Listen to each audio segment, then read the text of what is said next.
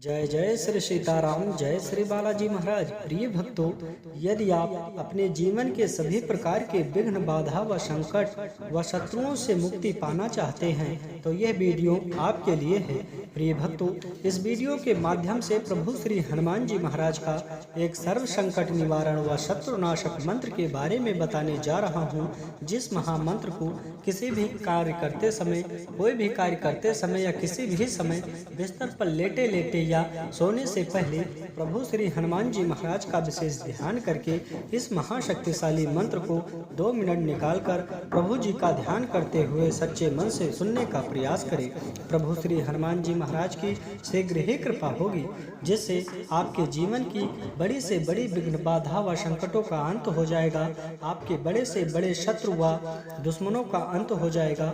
आपके जीवन की हर प्रकार की परेशानियां हमेशा के लिए दूर हो जाएंगी और प्रभु श्री हनुमान जी महाराज की कृपा से आपकी बड़ी से बड़ी व इच्छा व मनोकामना पूरी होने के साथ साथ आपके सभी कार्य सिद्ध हो जाएंगे। प्रिय भक्तों, मान्यता है प्रभु श्री हनुमान जी महाराज का हर एक मंत्र व चौपाई महाशक्तिशाली है। जो भक्त सच्चे मन से प्रभु श्री हनुमान जी महाराज का विशेष ध्यान करते हुए किसी एक मंत्र अथवा चौपाई का निरंतर जप करता है या फिर सच्चे मन से पूरा सुन भी लेता है तो उसके जीवन की सभी विघ्न, बाधा व घर में बना कलेश हमेशा के लिए समाप्त हो जाता है और चारों तरफ से खुशियां आने लगती है। प्रिय भक्तों, यदि आप बहुत ज्यादा परेशान हैं, आपके जीवन में विभिन्न प्रकार के विघ्न, बाधा व संकट बने रहते हैं, आप शत्रुओं से बहुत ज्यादा परेशान हैं, आपके घर में हमेशा क्लेश व उथल पुथल बना रहता है, तो आप घबराइए मत। प्रभु श्री हनुमान जी महाराज का ध्यान करके सुबह उठकर स्नान आदि करके नित्य हनुमान चालीसा का नित्य पाठ करें। आपको कुछ ही समय में प्रभाव दिखने लगेगा। आपके घर का सभी क्लेश समाप्त हो जाएगा। आपके शरीर में बनी विघ्न, बाधा व रुकावट, कार्यों में आने वाली सभी रुकावट हमेशा के लिए दूर हो जाएगी।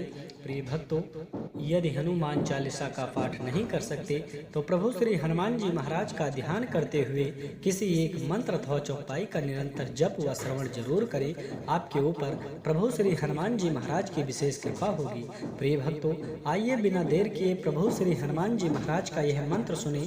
इससे पहले यदि आप चाहते हैं प्रभु श्री हनुमान जी महाराज की कृपा सदा सदा के लिए बनी रहे तो कमेंट में जय श्री राम, जय बालाजी महाराज लिखकर अपनी हाजिरी जरूर लगा दें। प्यारे भक्तों, यह महाशक्तिशाली व सिद्ध मंत्र है। ओम नमो हनुमते रुद्रवताराय अध्यात्मकाधि दैविकाधि भौतिकता पत्र निवारणाय रामदूताय स्वाहा। ओम नमो हनुमते रुद्रावताराय अध्यात्मकाधि दैविकाधि भौतिकता पत्र निवारणाय रामदूताय स्वाहा। ओम नमो हनुमते रुद्रावताराय अध्यात्मकाधि दैविकाधि भौतिकता पत्र निवारणाय रामदूताय स्वाहा। ओम नमो हनुमते रुद्रावताराय अध्यात्मकाधि दैविकाधि भौतिकता पत्र निवारणाय रामदूताय स्वाहा। ओम नमो हनुमते रुद्रावताराय अध्यात्मकाधि दैविकाधि भौतिकता पत्र निवारणाय रामदूताय स्वाहा। ओम नमो हनुमते रुद्रावताराय अध्यात्मकाधि दैविकाधि भौतिकता पत्र निवारणाय रामदूताय स्वाहा। ओम नमो हनुमते रुद्रावताराय दैविकाधि भौतिकता पत्र निवारणाय रामदूताय स्वाहा। ओम नमो हनुमते रुद्रावताराय अध्यात्मकाधि दैविकाधि भौतिकता पत्र निवारणाय रामदूताय स्वाहा। ओम नमो हनुमते रुद्रावताराय दैविकाधि भौतिकता पत्र निवारणाय रामदूताय स्वाहा। ओम नमो हनुमते रुद्रावताराय दैविकाधि अध्यात्मकाधि दैविकाधि भौतिकता पत्र निवारणाय रामदूताय स्वाहा। ओम नमो हनुमते रुद्रावताराय अध्यात्मकाधिदैविकाधिभौतिकतापत्रनिवारणाय रामदूताय स्वाहा। ॐ नमो हनुमते रुद्रावताराय। अध्यात्मकाधिदैविकाधिभौतिकतापत्रनिवारणाय रामदूताय स्वाहा।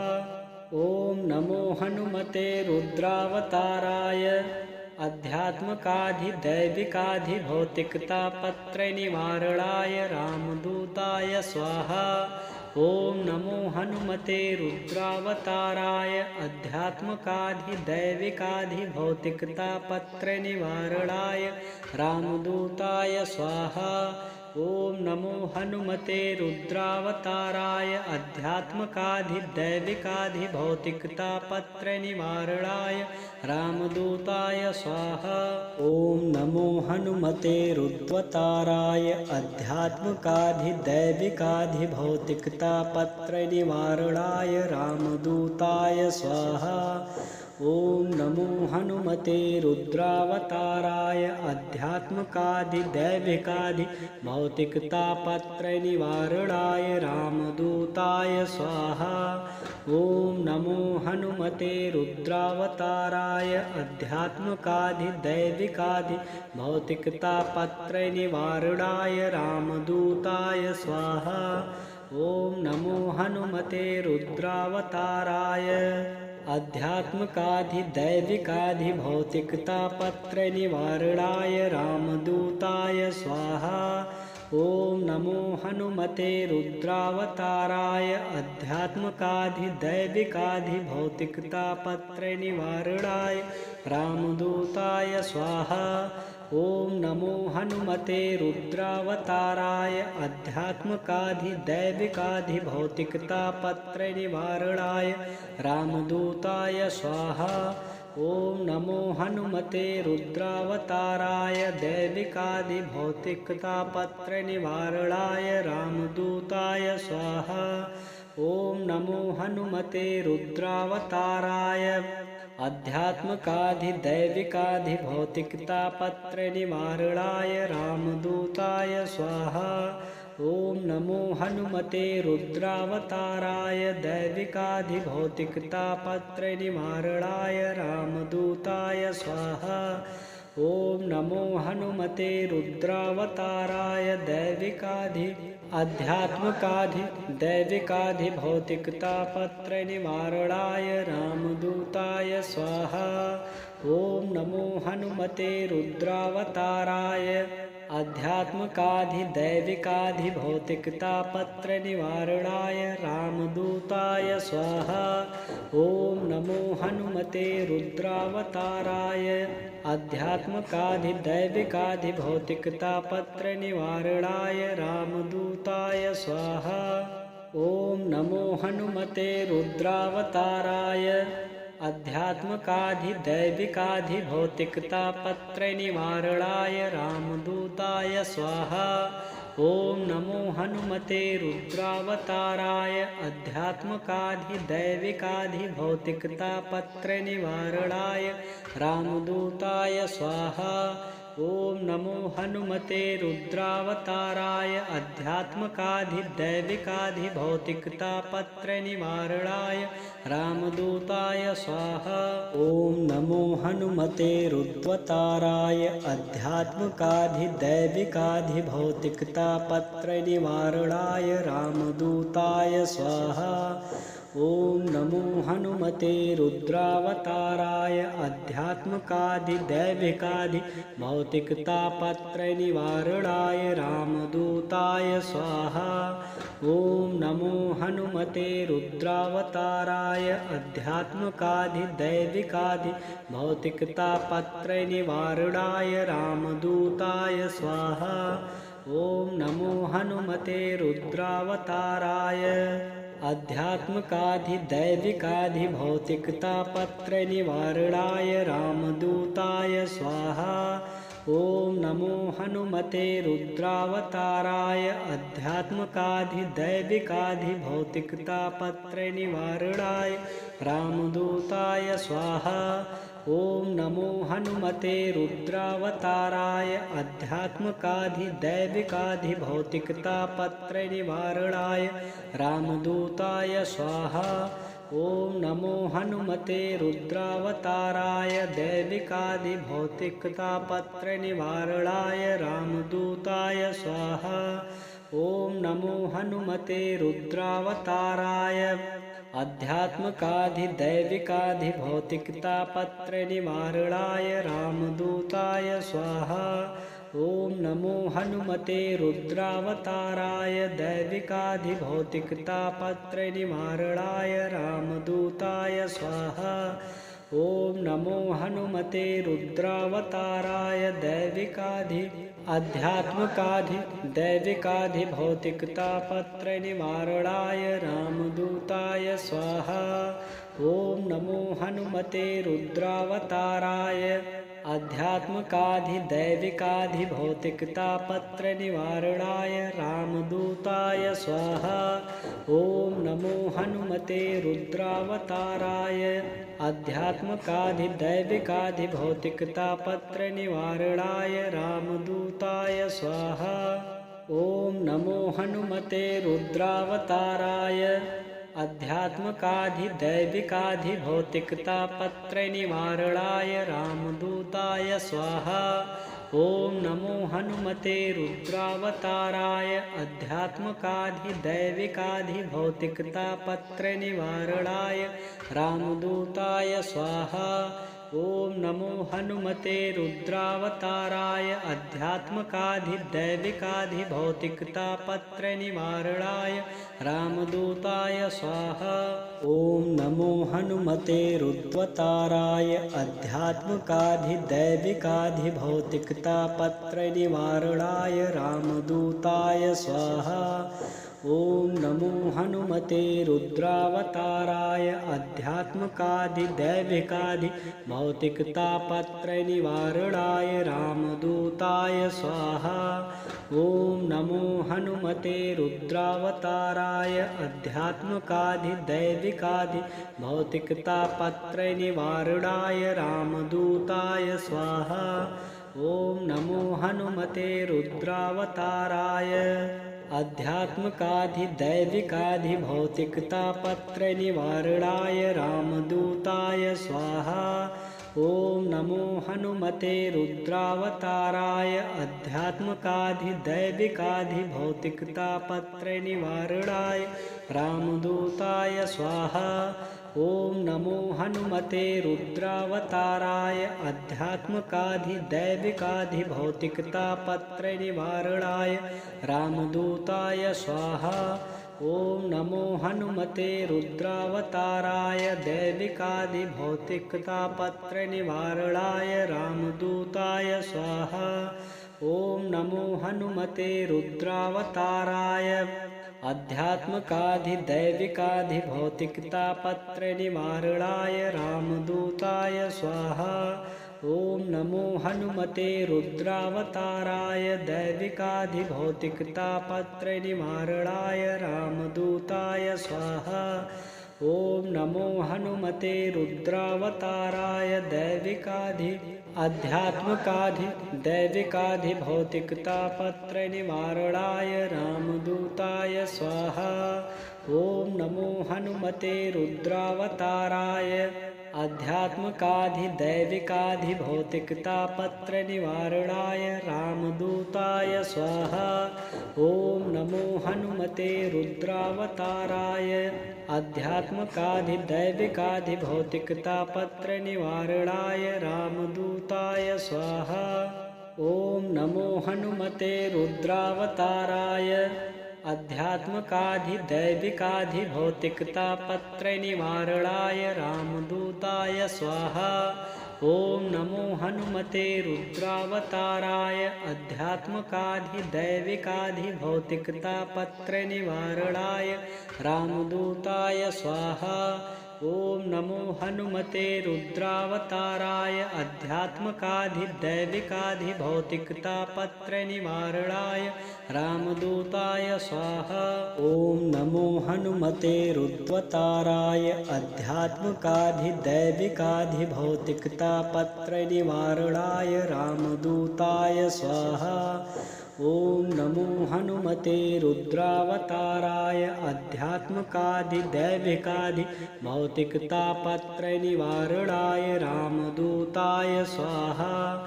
ओम नमो हनुमते रुद्रावताराय आध्यात्मकाधिदैविकाधिभौतिकतापत्रयनिवारणाय रामदूताय स्वाहा।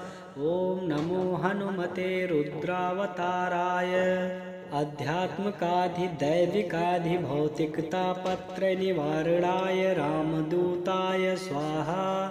ओम नमो हनुमते रुद्रावताराय आध्यात्मकाधिदैविकाधिभौतिकतापत्रयनिवारणाय रामदूताय स्वाहा।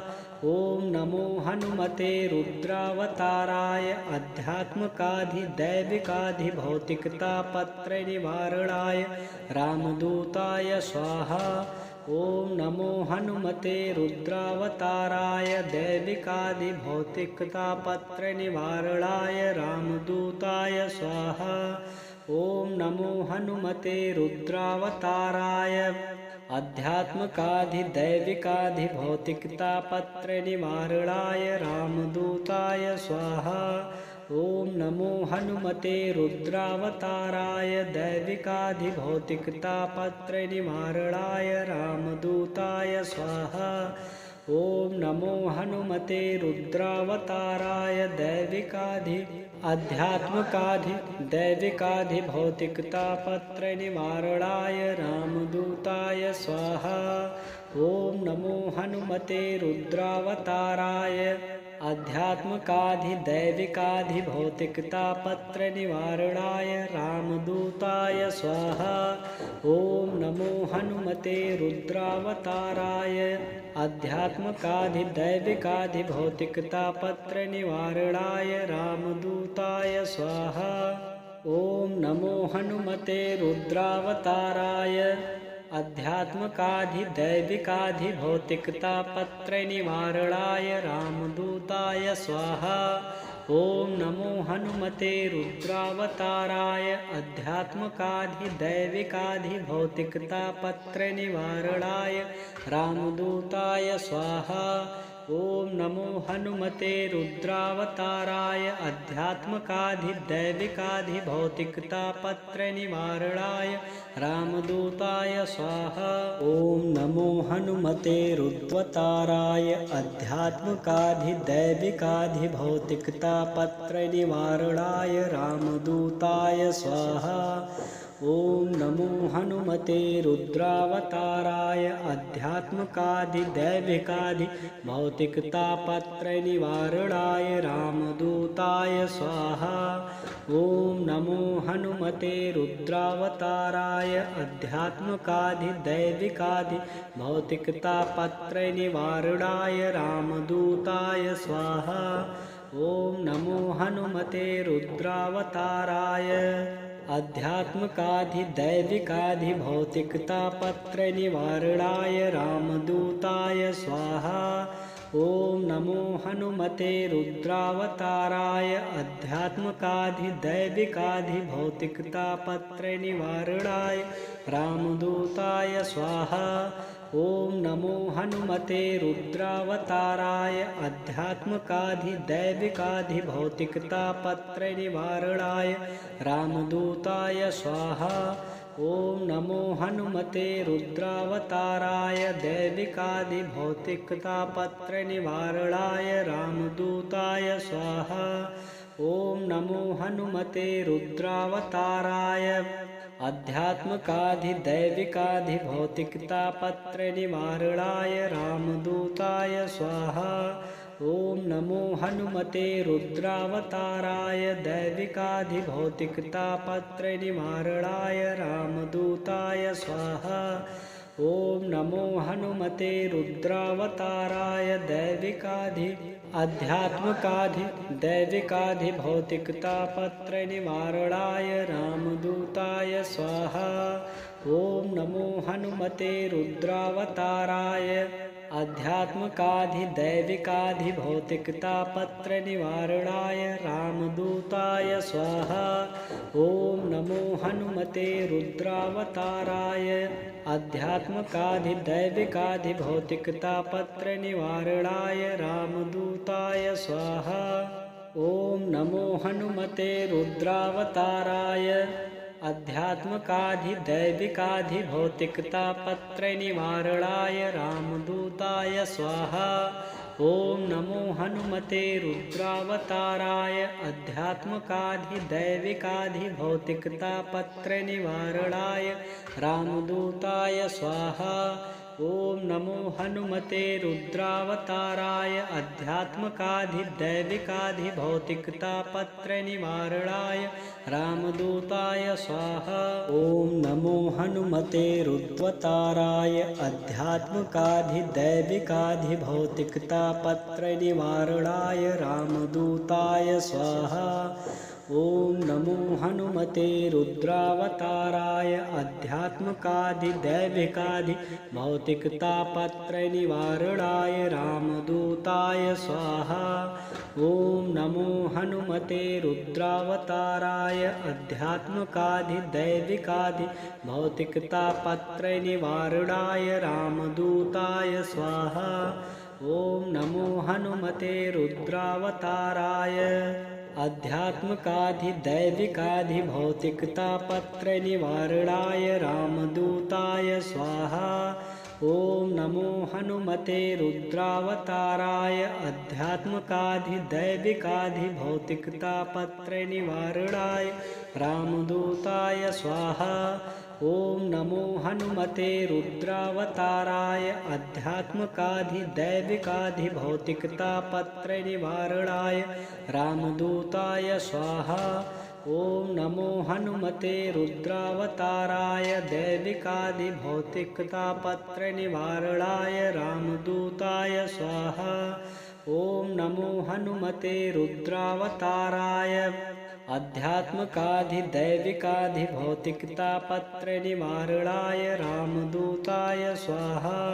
ओम नमो हनुमते रुद्रावताराय दैविकाधि भौतिकतापत्र निवारणाय रामदूताय स्वाहा। ओम नमो हनुमते रुद्रावताराय दैविकाधि आध्यात्मकाधि दैविकाधि भौतिकतापत्र निवारणाय रामदूताय स्वाहा। ओम नमो हनुमते रुद्रावताराय आध्यात्मकाधि दैविकाधि भौतिकतापत्र निवारणाय रामदूताय स्वाहा। ओम नमो हनुमते रुद्रावताराय आध्यात्मकाधि दैविकाधि भौतिकतापत्र निवारणाय रामदूताय स्वाहा। ओम नमो हनुमते रुद्रावताराय आध्यात्मकाधि दैविकाधि भौतिकतापत्र निवारणाय रामदूताय स्वाहा। ओम नमो हनुमते रुद्रावताराय आध्यात्मकाधि दैविकाधि भौतिकतापत्र निवारणाय रामदूताय स्वाहा। ओम नमो हनुमते रुद्रावताराय आध्यात्मकाधि दैविकाधि भौतिकतापत्र निवारणाय रामदूताय स्वाहा। ओम नमो हनुमते रुद्रावताराय आध्यात्मकाधि दैविकाधि भौतिकतापत्र निवारणाय रामदूताय स्वाहा। ओम नमो हनुमते रुद्रावताराय आध्यात्मकाधि दैविकाधि भौतिकतापत्र निवारणाय रामदूताय स्वाहा। ओम नमो हनुमते रुद्रावताराय आध्यात्मकाधि दैविकाधि भौतिकतापत्र निवारणाय रामदूताय स्वाहा। ओम नमो हनुमते रुद्रावताराय आध्यात्मकाधि दैविकाधि भौतिकतापत्र निवारणाय रामदूताय स्वाहा। ओम नमो हनुमते रुद्रावताराय अध्यात्मकाधिदैविकाधिभौतिकतापत्रय निवारणाय रामदूताय स्वाहा। ओम नमो हनुमते रुद्रावताराय अध्यात्मकाधिदैविकाधिभौतिकतापत्रय निवारणाय रामदूताय स्वाहा। ओम नमो हनुमते रुद्रावताराय दैविकाधिभौतिकतापत्रय निवारणाय रामदूताय स्वाहा। ओम नमो हनुमते रुद्रावताराय अध्यात्मकाधिदैविकाधिभौतिकतापत्रय निवारणाय रामदूताय स्वाहा। ओम नमो हनुमते रुद्रावताराय दैविकाधिभौतिकतापत्रय निवारणाय रामदूताय स्वाहा। ओम नमो हनुमते रुद्रावताराय अध्यात्मकाधिदैविकाधिभौतिकतापत्रय निवारणाय रामदूताय स्वाहा। ओम नमो हनुमते रुद्रावताराय अध्यात्मकाधिदैविकाधिभौतिकतापत्रय निवारणाय रामदूताय स्वाहा। ओम नमो हनुमते रुद्रावताराय अध्यात्मकाधिदैविकाधिभौतिकतापत्रय निवारणाय रामदूताय स्वाहा। ओम नमो हनुमते रुद्रावताराय अध्यात्मकाधिदैविकाधिभौतिकतापत्रय निवारणाय रामदूताय स्वाहा। ओम नमो हनुमते रुद्रावताराय अध्यात्मकाधिदैविकाधिभौतिकतापत्रय निवारणाय रामदूताय स्वाहा। ओम नमो हनुमते रुद्रावताराय अध्यात्मकाधिदैविकाधिभौतिकतापत्रय निवारणाय रामदूताय स्वाहा। ओम नमो हनुमते रुद्रावताराय अध्यात्मकाधिदैविकाधिभौतिकतापत्रय निवारणाय रामदूताय स्वाहा। ओम नमो हनुमते रुद्रावताराय अध्यात्मकाधिदैविकाधिभौतिकतापत्रय निवारणाय रामदूताय स्वाहा। ओम नमो हनुमते रुद्रावताराय अध्यात्मकाधिदैविकाधिभौतिकतापत्रय निवारणाय रामदूताय स्वाहा। ओम नमो हनुमते रुद्रावताराय अध्यात्मकाधिदैविकाधिभौतिकतापत्रय निवारणाय रामदूताय स्वाहा।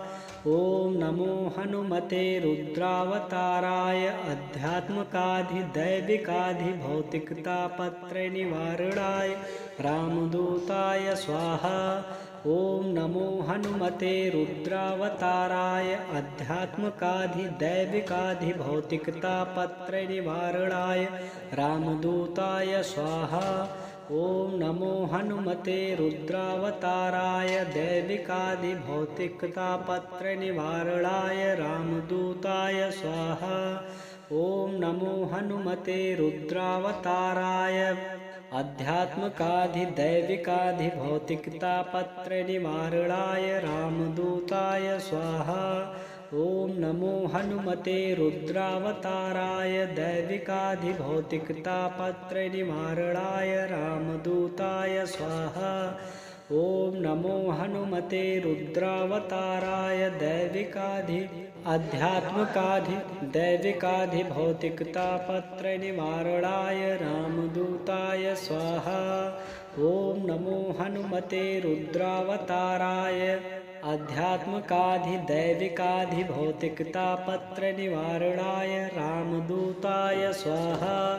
ओम नमो हनुमते रुद्रावताराय अध्यात्मकाधिदैविकाधिभौतिकतापत्रय निवारणाय रामदूताय स्वाहा। ओम नमो हनुमते रुद्रावताराय अध्यात्मकाधिदैविकाधिभौतिकतापत्रय निवारणाय रामदूताय स्वाहा। ओम नमो हनुमते रुद्रावताराय अध्यात्मकाधिदैविकाधिभौतिकतापत्रय निवारणाय रामदूताय स्वाहा। ओम नमो हनुमते रुद्रावताराय अध्यात्मकाधिदैविकाधिभौतिकतापत्रयनिवारणाय रामदूताय स्वाहा। ओम नमो हनुमते रुद्रवताराय अध्यात्मकाधिदैविकाधिभौतिकतापत्रयनिवारणाय रामदूताय स्वाहा। ओम नमो हनुमते रुद्रावताराय अध्यात्मकाधिदैविकाधिभौतिकतापत्रयनिवारणाय रामदूताय स्वाहा।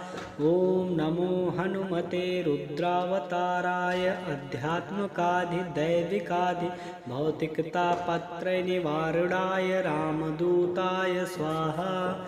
ओम नमो हनुमते रुद्रावताराय अध्यात्मकाधिदैविकाधिभौतिकतापत्रयनिवारणाय रामदूताय स्वाहा। ओम नमो हनुमते रुद्रावताराय अध्यात्मकाधिदैविकाधिभौतिकतापत्रयनिवारणाय रामदूताय स्वाहा। ओम नमो हनुमते रुद्रावताराय अध्यात्मकाधिदैविकाधिभौतिकतापत्रयनिवारणाय रामदूताय स्वाहा। ओम नमो हनुमते रुद्रावताराय दैविकाधिभौतिकतापत्रयनिवारणाय रामदूताय स्वाहा। ओम नमो हनुमते रुद्रावताराय अध्यात्मकाधिदैविकाधिभौतिकतापत्रयनिवारणाय रामदूताय स्वाहा। ओम नमो हनुमते रुद्रावताराय दैविकाधिभौतिकतापत्रयनिवारणाय रामदूताय स्वाहा। ओम नमो हनुमते रुद्रावताराय अध्यात्मकाधिदैविकाधिभौतिकतापत्रयनिवारणाय रामदूताय स्वाहा। ओम नमो हनुमते रुद्रावताराय अध्यात्मकाधिदैविकाधिभौतिकतापत्रयनिवारणाय रामदूताय स्वाहा। ओम नमो हनुमते रुद्रावताराय अध्यात्मकाधिदैविकाधिभौतिकतापत्रयनिवारणाय रामदूताय स्वाहा। ओम नमो हनुमते रुद्रावताराय अध्यात्मकाधिदैविकाधिभौतिकतापत्रयनिवारणाय रामदूताय स्वाहा। ओम नमो हनुमते रुद्रावताराय अध्यात्मकाधिदैविकाधिभौतिकतापत्रयनिवारणाय रामदूताय स्वाहा।